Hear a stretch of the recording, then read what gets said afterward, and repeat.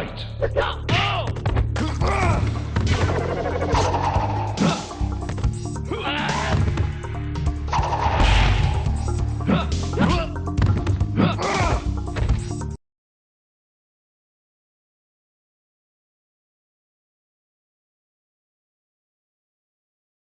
Baraka.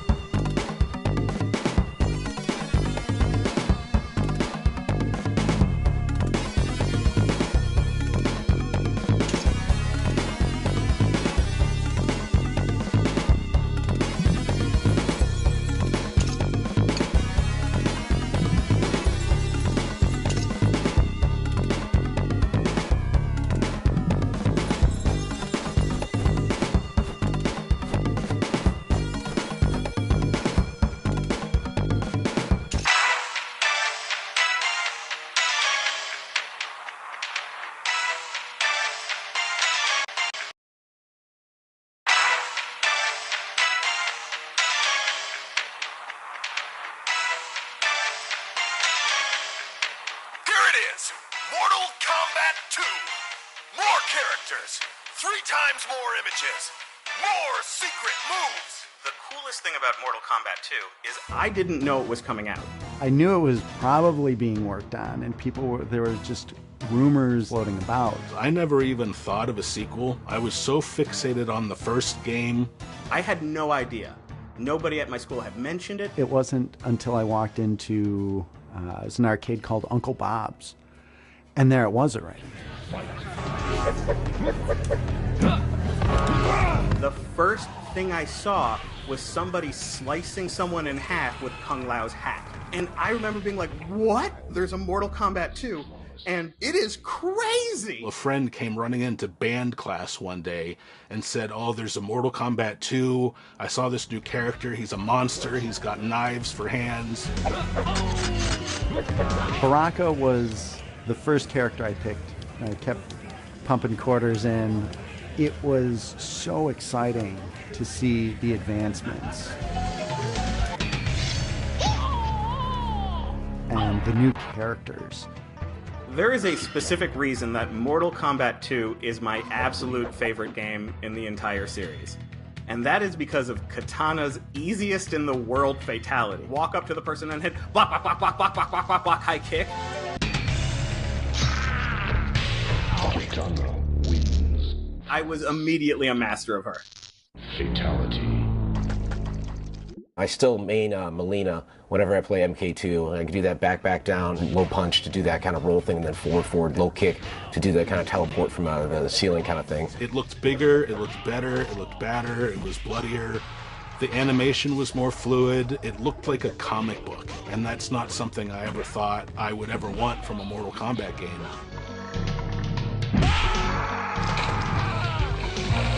Sub-Zero wins. Fatality. But like I said, I never even dreamed of a sequel. One day there it was, and it was fantastic. The favorite characters are back, so you have kind of that step into it. The excitement was just incredible. I remember seeing Mortal Kombat 2. It's the level that has it Shao Kahn, the big bad guy, who had the people chained up on the pedestals in the background. You were fighting your opponent, but there was the sense of storytelling in the actual level design, and that was one of the first times I had seen that and been like, that's really cool and that's really, really clever. And I still bought the Game Boy versions, just because Game Boy was the system I played the most. And what's interesting is that Mortal Kombat 2 for the Game Boy is fantastic.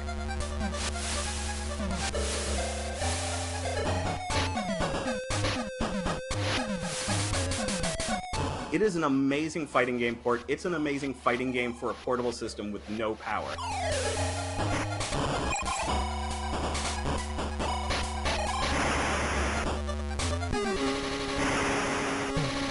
I played a ton of Mortal Kombat 2 on Super Nintendo. I would have friends over. My living room kind of became a mini arcade.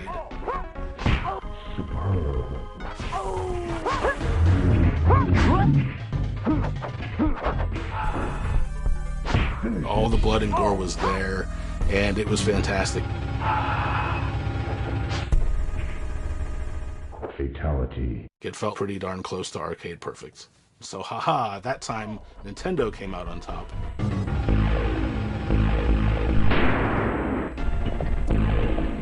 Raven wins.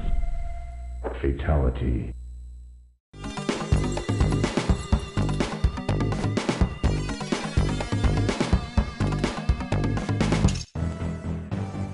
I got put on as a lead on the second one, and that's where we really made the right decisions, which was nice.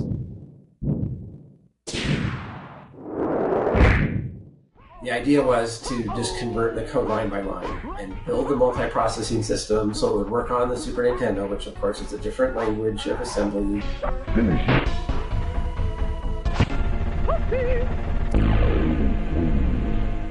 We, I think, started, is November, somewhere like that, in 1993. We had to be done in July, and so we didn't show them anything until April.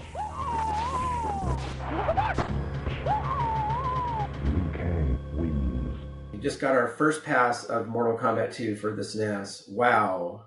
The entire video department here at Midway is absolutely blown away at how well you have matched the feel of our arcade version on Mortal Kombat 2. We can already see that this will be the version to have, as the graphics and gameplay are awesome. So we just continued down that road, got the game done on time, and it scored really high. I had some magazines, I gave it 5 stars, and it was a nice project. I did think that it was done a lot better. They could ship a game that was more like the arcade, as much as we could get it anyway. Put the rating on it and not have to have green blood.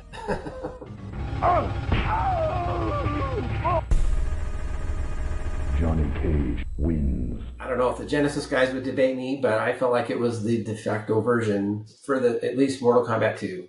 In the ongoing debate that still sort of seems to rage on up to the present day, like between the SNES version and the Genesis version.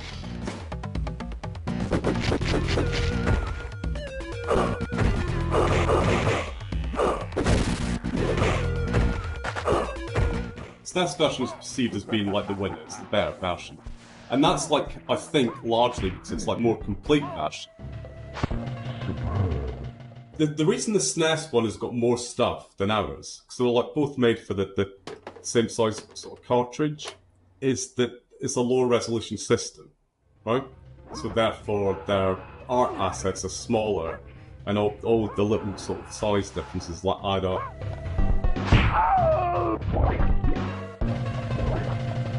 Jax wins. You end up with space for fatality. Fatality. The fact that the speech samples are missing, that's the thing that like kind of stands out to me.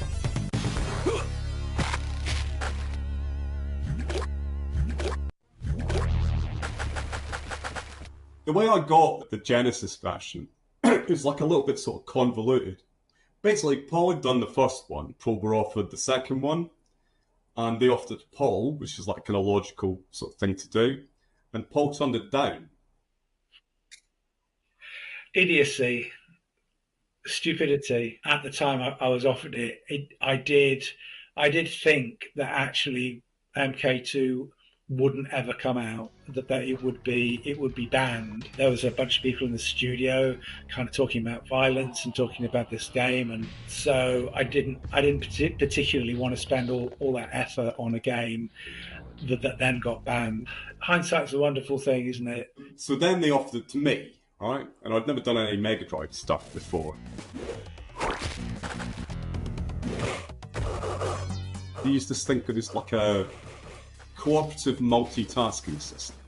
And it's the first time I'd ever like kind of come across it, and like once I like kind of understood it properly, I loved it. I thought it was fantastic. Basically, I ripped it off. But every game that I wrote subsequent to that, I used that system.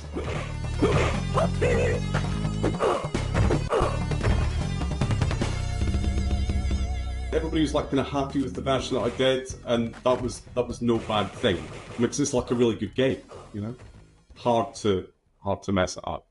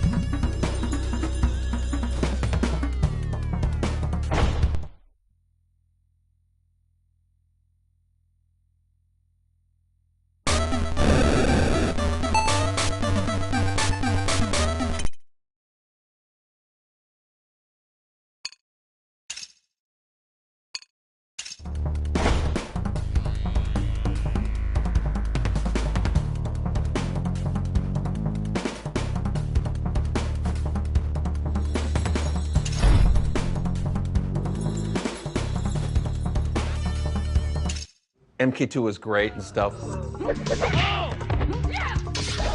but I really didn't want us to just do the same game with prettier graphics.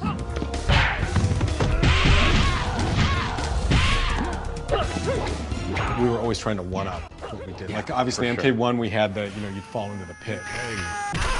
And that was great. It was always asking the question, well, what can we do next? Reptile wins. MK3 was like, now we're going to knock you upwards. Now we're going to knock you downwards. Right.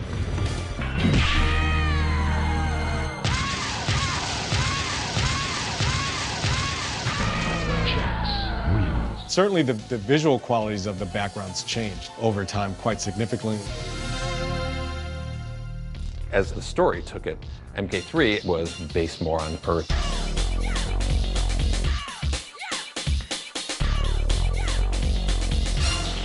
.3D technology played a part. I had been learning how to sculpt things in 3D.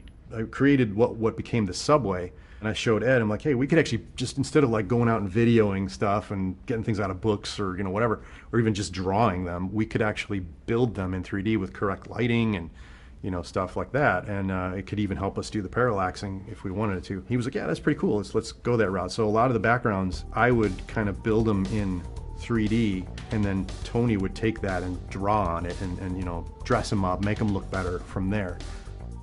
There's a look that's missing. It looked kind of too plastic and toyish and simple, but it was great for a starting point. We would always touch up over it.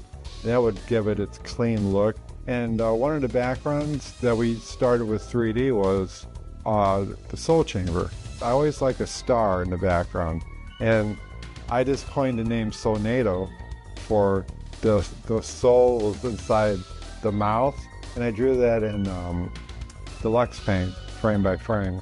I did a drawing of this in 3D just so you can make it any size and any lighting, any angle you wanted. This is it's just ornamental, it's just like kind of a really neat background thing. We would always in Mortal Kombat put in names, our names, hidden somewhere sometimes. And mainly it was the graveyard. I'm sure that I probably designed in 3D the tombstones, and Tony probably drew in our names. A lot of that grass, and maybe even putting the background in there, like the sky and stuff. Dave Mikuchich joined our team, and he knew about Photoshop. We hadn't heard about Photoshop. Photoshop was new. He took that city scene with Shao Kahn's fortress in the distance. What I gave was kind of stale. It was very stark. He added like haze and all kinds of cool atmosphere with Photoshop. We started using Photoshop a lot after that. Once we get the digitized image, it's a lot like painting. And right now we're going through a process where we sort of filter the images through. We'll grab the image and Steve Moran will start and do some Photoshop on the guy, and then we'll hand him over to Tony, who does some touch-up.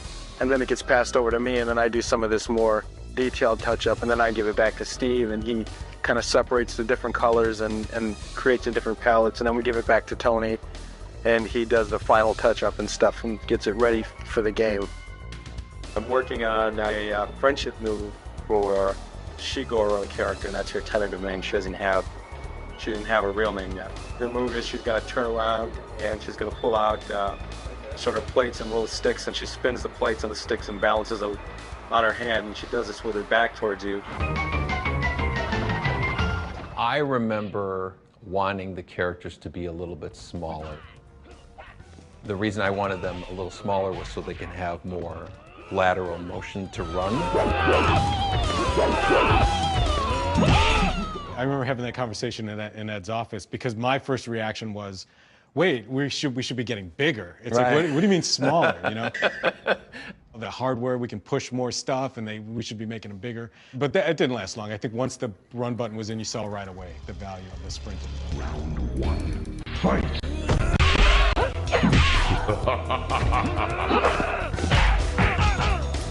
I wanted it to be more aggressive. I always felt like our walking was a bit slow, and that really was pushing for the run. To me, it feels weird when I play MK2. I feel like I'm in molasses. It's like, come on! I just want to move faster. So. We really loved to see players doing combos, but some players just couldn't uppercut somebody and then jump and then, you know, juggle them and do all these kind of... So we wanted something that was a little bit more mechanical, right? Like anybody can do 1-1-2 or something like that. Right? The whole dynamic of the game was just so aggressive. And some people were intimidated by that. Finish him. It was somewhat controversial. There was a guy who was a tech in our, you know, like where they would build the games. He was looking at it and he goes, you know, I don't know why you added the run button, you know, I don't know what that... And then, you know, fast forward 3 weeks.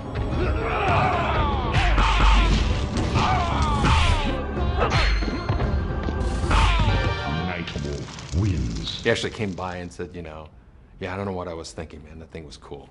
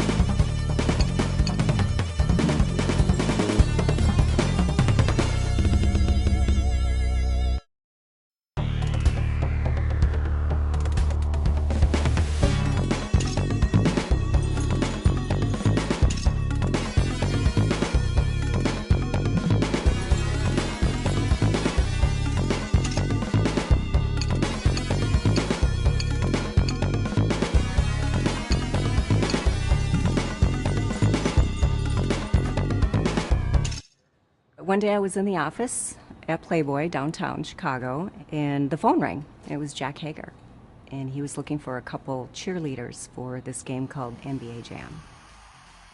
I had no idea how to cheerlead. I said I could, but I had no idea. It was great working with everybody, and then Jack invited me on to the next game, which was Revolution X. We were trying to develop Mistress Helga. He had an idea. He wanted to be like this mistress, you know, in leather, and I said, well, I got some ideas, you know, and I put a black wig on and put my Harley Davidson jacket on and black stretch pants. He added chains and put some labels on it, and he was just like, perfect. And then that is how Mistress Helga developed. That was a blast.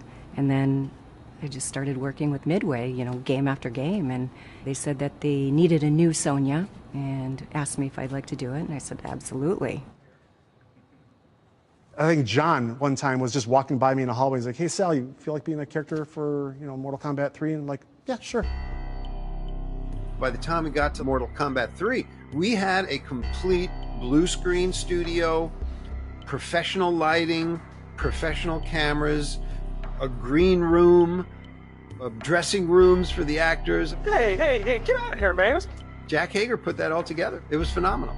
Each capture session was 2 to 3 days. John and I would do the lighting. We always consistently had what we called a money light that just was a rim light. And we'd spend a lot of time doing that because there was no going back with the lighting.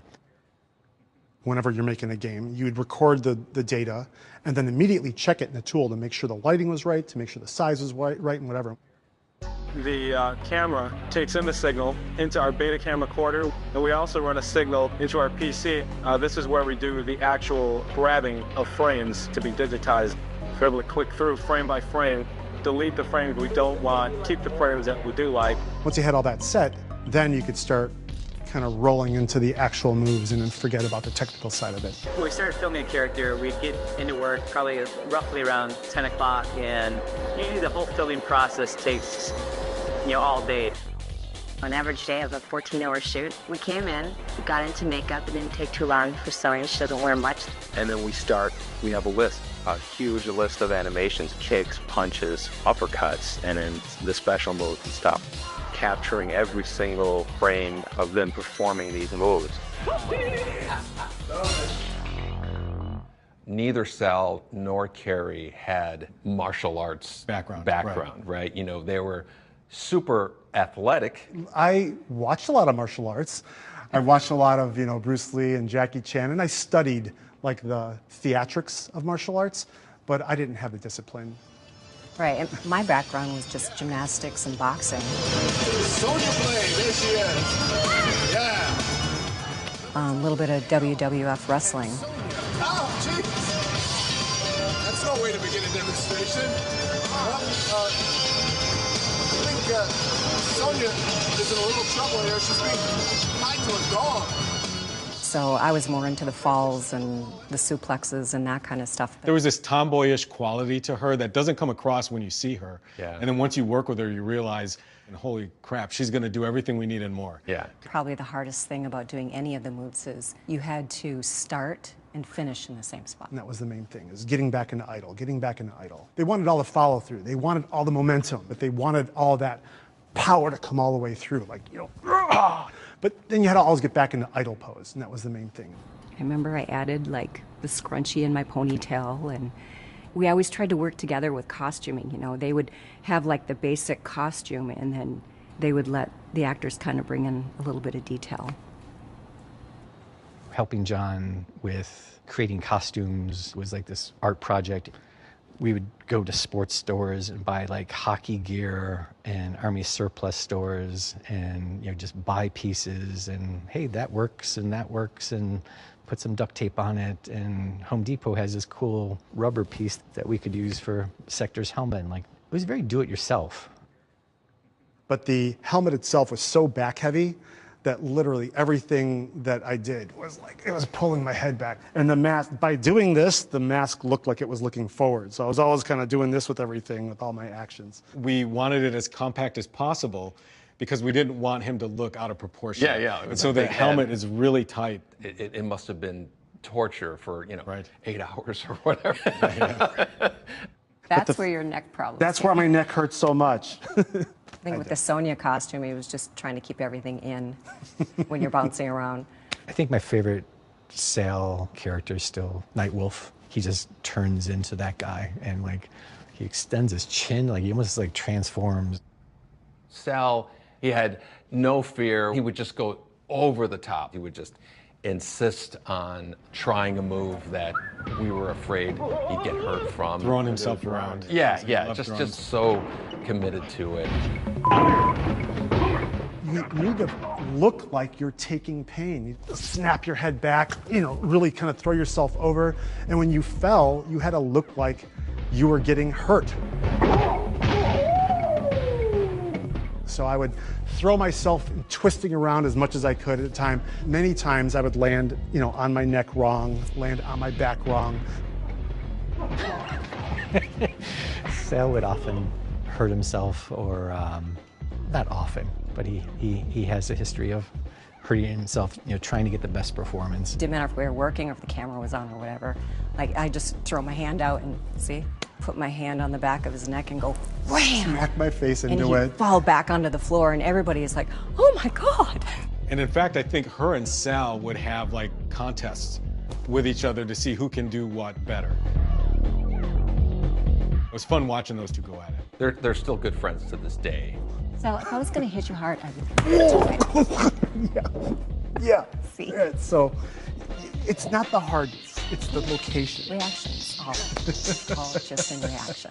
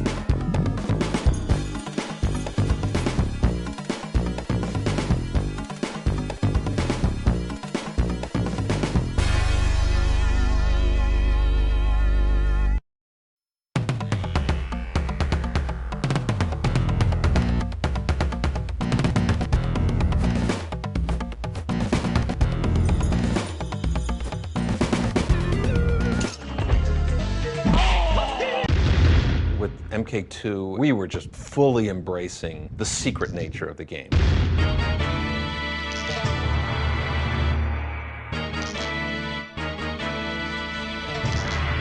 Smoke and Jade were hidden characters.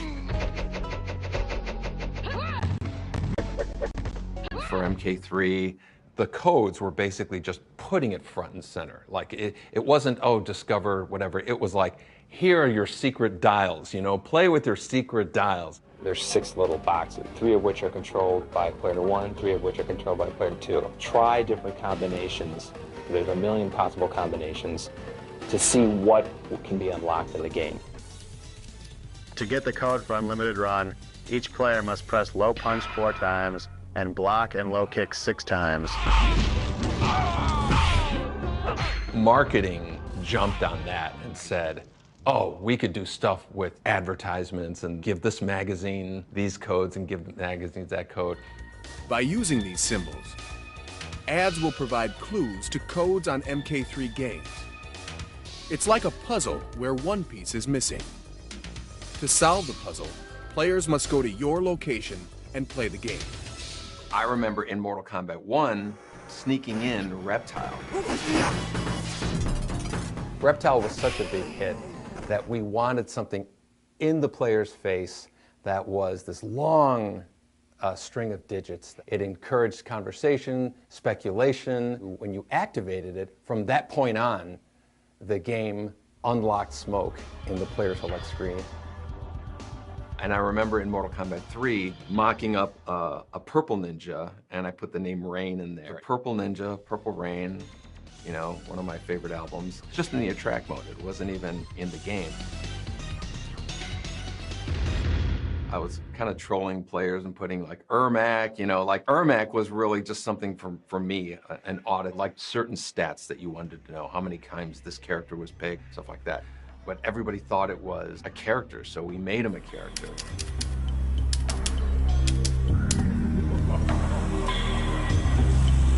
Oh shit!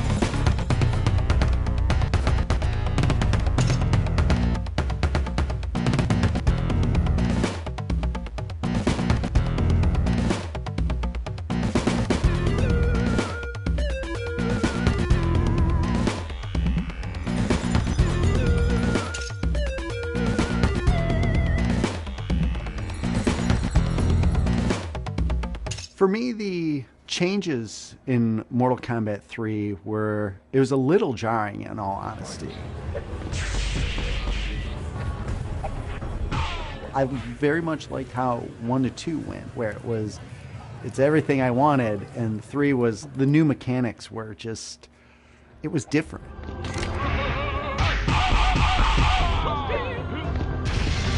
I think the Mortal Kombat that threw me the most was 3. 2 felt like it took 1 to the extreme. Everything seemed like Mortal Kombat 1, but more. Mortal Kombat 3 felt like almost like a reboot of the franchise in a weird way.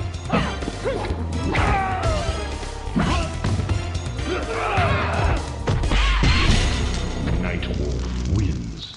And for maybe 15 minutes when I first played it, I was like, this isn't Mortal Kombat. I want to go back to Mortal Kombat 2.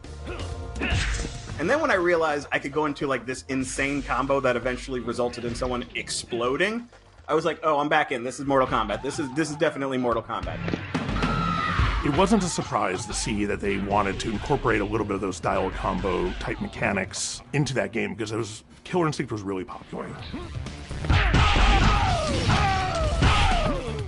I think that was the one that introduced the run button, if I recall. The run button? Oh my god. Like, that changed so much stuff. The run button I've never gotten used to this day. I just never find the right way to use it. So I never used the run. So I became a little bit more defensive with MK3. And I remember the moment when someone punched me through a stage and being like, oh, wait a minute, like the game is like breaking its own fourth wall. And that stuff was cool. Round 2, fight. Going back to Mortal Kombat 2 after playing Mortal Kombat 3 with the run button was like going back to Street Fighter 2 Champion Edition after playing Street Fighter 2 Turbo. I could not go back speed-wise. It was so fast, and it felt more aggressive, which is what Mortal Kombat should be. I got my first speeding ticket racing to go to the arcade before it closed to play Mortal Kombat 3. I was just hauling ass in my 1991 Saturn, which was red, and I thought it was cool. My first car that Jazz Jackrabbit bought me. And, a cop pulls me over. He's like, is everything working okay in this car? I'm like, I guess, officer. He's like, well, what about the speedometer? I guess I hit the run button with the accelerator in my car. I think Ed and John still probably owe me $50 for that ticket.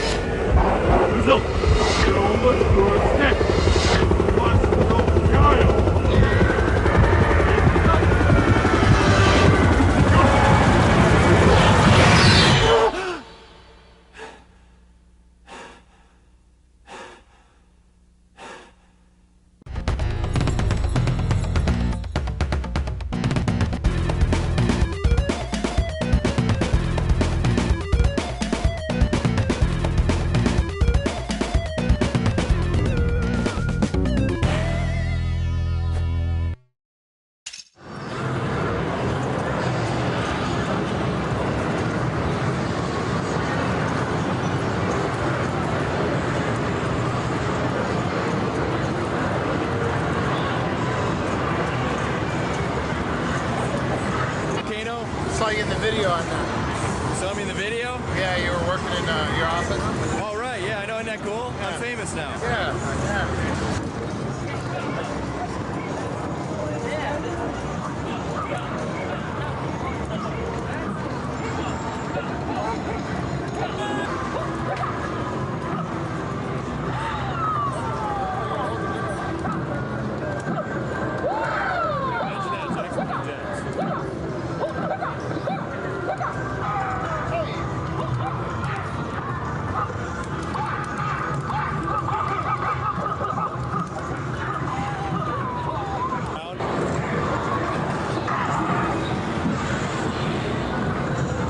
Hi, Dave, what's up?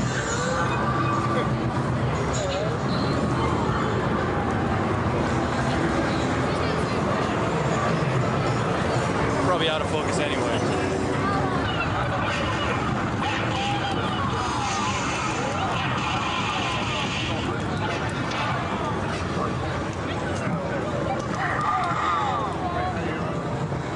Pull away, go higher.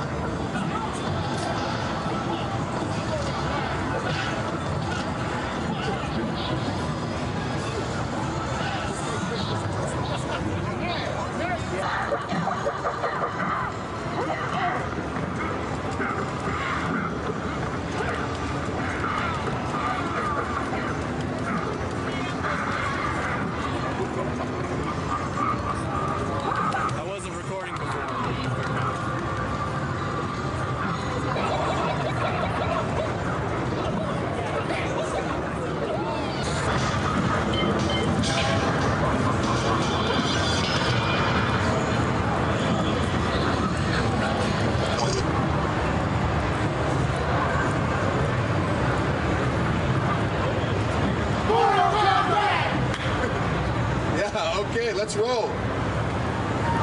Okay, this is Mortal Kombat 3, and here are 4 of the fighters from Mortal Kombat 3. Our first contestant is...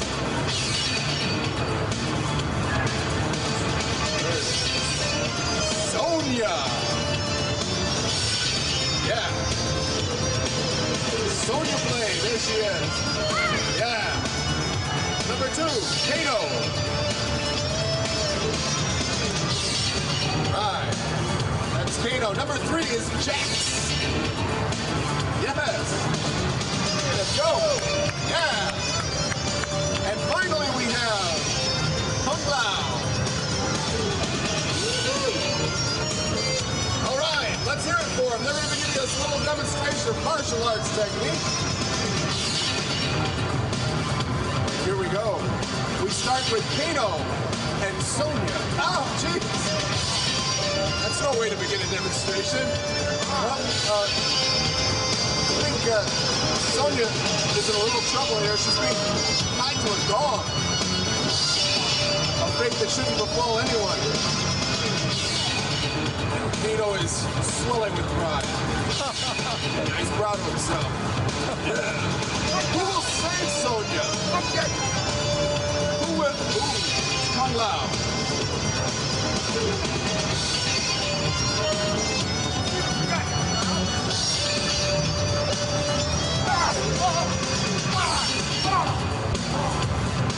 Lost his path.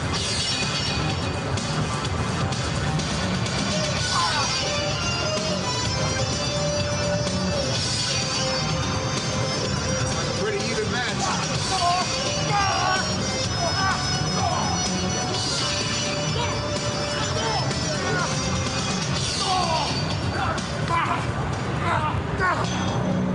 Several punches below the belt there. Ooh, it's Jax. Maybe he'll save Sonya.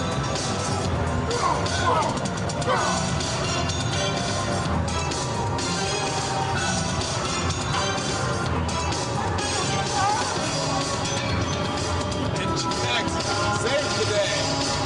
All right, let's hear it for all of our Mortal Kombat characters. We have Sonya, Kung Lao, Jax, and Kano. Well, we did have Kano. Once we had Kano. Now we have a shell of a man. Let's hear it for him one more time, the Mortal Kombat characters. Thanks, guys. I should let you know that this is the year of Mortal Kombat 3, really. There'll be a lot more than just this game, as if that's not enough. This is really the first element of the year for Mortal Kombat. It begins really today. In addition to this, there will be a making of Mortal Kombat tape that comes out in June. In July, there will be an animated feature that comes out. In August, there will be a feature-length film that comes out from the from the producers of Terminator 2. In September, there will be a live tour that kicks off. It'll go all around the globe and hit more than 200 cities. Also, operators who purchase this game will be getting a free ROM update that will include special new characters, special secret codes, special new backgrounds, and all of that will be coming in September. That will be a free ROM update. But right now, we'll get Ed Boon and John Tobias over here. Hey, Ed, John. And they're going to give us a little demonstration of Mortal Kombat. Ed will explain a little bit more about the codes that we talked about and how those feed everything back into the game. First, I guess we'll start off with an explanation of the game when you start. On one-player map, you notice here there's 3 towers, 3 different heights, for 3 different degrees of difficulty. You know, a lot of people, some people were so good at Mortal Kombat they would be able to go through the whole game in 1 quarter. Other people couldn't get past the first guy. So we basically set up 3 different levels of difficulty to allow the the player for advancing higher level. The smallest one also has a lot more capability, a lot more characters and stuff.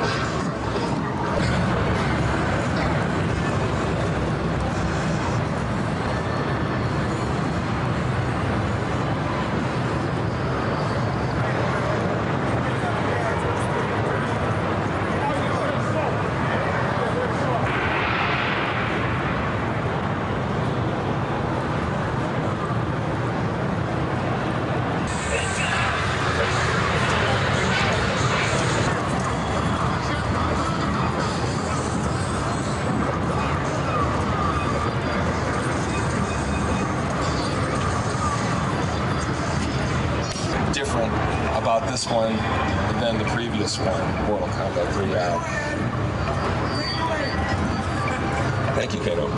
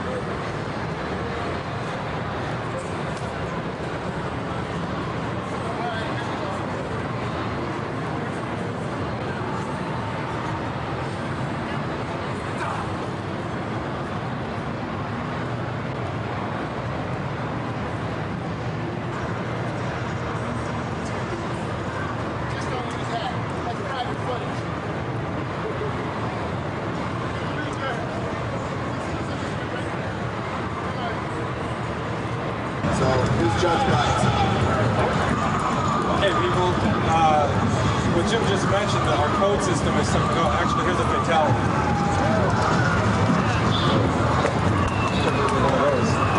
What Jim was just talking about was a code system that we put into the game that you can access through the versus screen in a two-player game.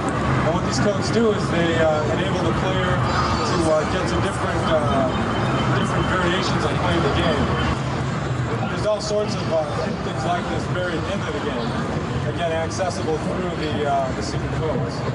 And as I was saying, codes are hitting all over the place in ads, in the motion picture.